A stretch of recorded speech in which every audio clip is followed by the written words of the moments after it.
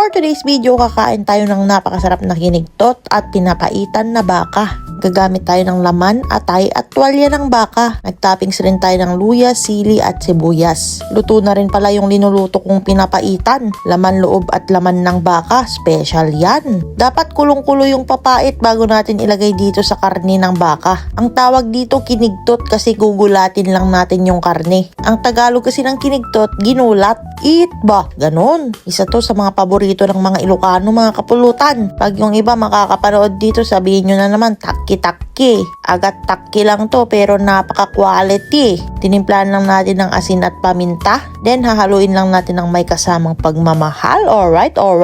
Nakulangan ako sa papait kaya magdadagdag ulit tayo. Dapat nagburok-burok yung sabaw para makigtot talaga yung karne. Para siyang ata-ata pang kapulutan pero ito dapat kulong-kulo yung papait. Kung mapapanood nyo sa mga vlog ko, iba't ibang way ng kinigtot yung ginagawa ko. Minsan, sinushoot ko yung karne sa papait, minsan yung papait yung sinushoot ko sa karne. Pero either way, napaka-solid niyan mga kapulutan. Special na special to kasi may tuwalya, may atay, at may laman. Perfect ulam at napaka-solid pulutan. At dahil maaga-aga pa, gagawin natin tong ulam. Kailangan mainit na mainit yung sabaw. Special pinapaitan ni kapulutan. Laman loob na may laman ng baka. Napakapait, maaalala mo yung sakit kung pinagpalit ka niya sa malapit. Ay, sigurado pag ganito yung ulam mo mga kapulutan, mapaparami ka talaga ng kanin. Dinamihan ko yung ginawa kong kinigtot kasi syempre, pulutan natin yan mamaya. Manamis-namis yung karne, paano ba naman? Fresh na fresh yan. Shoutout pala sa mga nanonood sa atin sa California, sa Canada, sa Hawaii. At kung andito ka pa rin hanggang ngayon, pa-comment naman kung saan lugar mo pinapanood ang video na to para ma-shoutout din kita. Wala na naman akong masabi kundi alright.